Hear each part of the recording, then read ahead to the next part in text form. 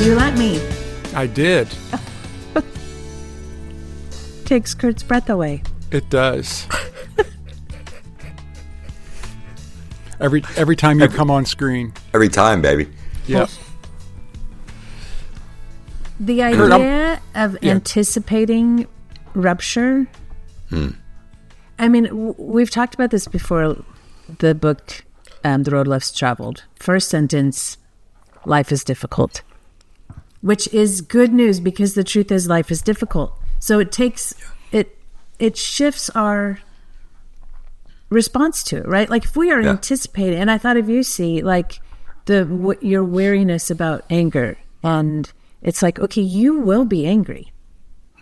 You will experience anger. And if that's our focus, like anticipating that, then my response is going to be different. It's not going to be surprised by it. I mean, we might be surprised by it, but it's like, okay, yeah, there it is.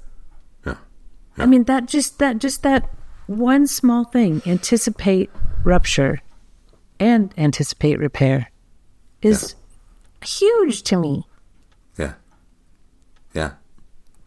Well, in some respects, it's like, I mean, when a parent says to a child who's visiting someplace for a play date, and they say, okay, here's your 5-minute warning. In 5 minutes, we're going to go. Right. The child doesn't want to go, but there's going to be a rupture. Now, this is not a bad rupture, right? But there's going to be a rupture. But the parent is alerting the child to this. And it's not just that the child now has information. It is that the child has the experience of the parent thinking of the child. Oh, it's a very caring act. The child's aware that they're being thought of. That's not being said explicitly. The parent doesn't say, oh, and by the way, you should be grateful for the fact that I'm alerting you to this. You 5-year-old. Yeah. But this is what the 5-year-old feels, so that when it comes... So when Jesus says, in this world you will have tribulation, at first glance it's like, well, that's not good news. Like, but when he says it, and he says, but be of good cheer, there is a sense like, oh my gosh, okay. Yeah. Okay. Yeah, it's tribulation. Same kind of care. Let's go play ball. Let's go. Listen. Yeah. Yeah. Pep, it looked like you were going to say something. Oh, I don't even know if this exists or not, Curt. But when we were talking about, I'll tell you, going to a co-regulator, and you talked about a couple of questions, I'm wondering if there is a handful of questions that are sort of, would be helpful for people to have in their pocket to pull out when someone comes to them after they've been empathetic and they want to ask some questions. Yeah. Okay, before you answer that question, so the questions, we're using our prefrontal cortex. Yeah. And then, but like when Pep, like you're saying, when you're spinning out, I think that's a different part of our brain. Is that right? Right. Our brain is really quite dysregulated at that time. The prefrontal cortex is disengaged. Right. So if we're with, like, all of us together, that's why we need it. We're creating like a fully functioning brain, like all of our parts, because we can't, Pep's spinning out. We're here to receive his venting. Right. You ask questions. It's like, oh, look at that. We created a working system. Right. Does that make sense? Right. And I think it's like a lot of things. When this metaphor I've used on occasion where a family it's bedtime. Family's trying to get their their maybe 4-year-old son to go to bed, and she's putting one kid to bed and he's putting the other kid to bed, and she said, "George, will you go take care of Sam?" And George goes in, and George is like, and Sam's in with his airplanes. He's flying his airplanes all around. And next thing you see, George is like, now George has picked up an airplane. And now George is like flying around with Sam. And of course, the wife passes by like, George, what do you do? Like, it's time for bed. But what she might not be aware of is that what George is doing, George is joining Sam. And if you were to stay around and watch long enough, the plane starts to slow down. And what George has done is joined Sam, Mm-hmm. but is now then moving Sam in a different direction. Because, but he first had to join him. It's not a thing for Sam to just walk in and say, George, put the plane away. It's time to go to bed. Yeah. Sam, put the plane away, right? Yeah. Like, put the plane away. It's time to go to bed. Like, the kind of jarring effect that has. Now, certainly, this is not child abuse if this is how you know. That's your approach. It is a microcosmic way of imagining what we really are talking about when we talk about empathy, meaning we join someone, but we join someone for the purpose of taking them someplace else. There's no neutral direction here. We are being formed to move toward God and relationship in each other or away from each other. Those are the two options. Mm-hmm. And so when we are in this place where I need, I'm going to be at the ready to receive. I want you to receive my chaos. Mm-hmm. But there is a part of me that is counting on you receiving it in order for you to help me go someplace where I am not right now. Yeah. Right. And I also have to be open to the likelihood that the two of you can see things that right now I, in my chaos, cannot see. Yeah, let's hope. Just like the drowning person cannot see what the lifeguard sees. Yeah. And has to submit to the lifeguard's way of doing things. And this is the problem. When, what you hear, when the drowning person starts to be too chaotic in or around and will not cooperate with the lifeguard, what do? They back off and they let him go under.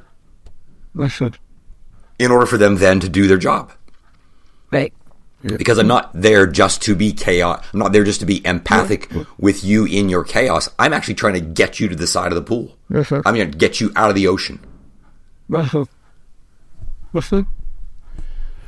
It seems to me that the more we practice this, that the less apt that we would be to spin out of control and in chaos if we've been practicing totally and looking for repair.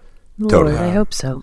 I would hope that there's that is the real byproduct of what happens.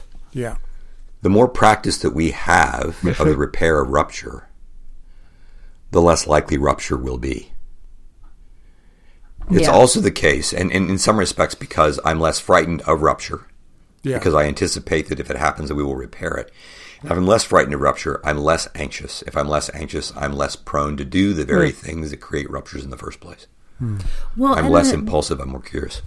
And then how quickly we move to action, like if there's rupture, like just to give ourselves an ounce of time to be curious about it. And not move to judgment or move to action or move to you're right, I'm wrong, or I'm right, you're wrong.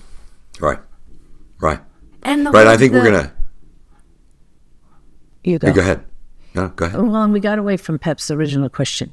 But the exercise of thinking of 3 reasons the person did what they did that have nothing to do with me, it's like that affects the story we make up because...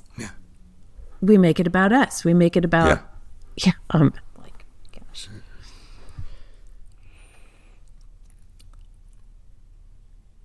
Pep, you asked if there were questions. Yeah, and I think you just touched upon one of them as, what Are you curious about it? Yeah. I think we're going to get to some of those in the next episode, but just as a, kind of like as a bit of a trailer. I mean, the question of what am I afraid of? What is it? What am I afraid is going to happen here if I right now as this rupture has happened? What am I afraid? What's going to happen next? Yeah. Asking the next question. Well, what do I want? What is it that I want right now? And just the very fact of somebody asking me that question and not.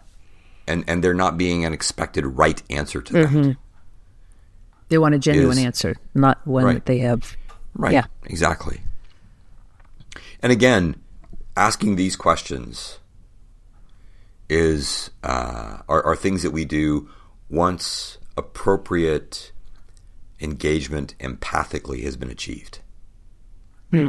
We want to engage people empathically enough then to be curious. And sometimes, I know when people have had horrific things that have happened to them, the joining together with them empathically, that may be an exercise that takes weeks.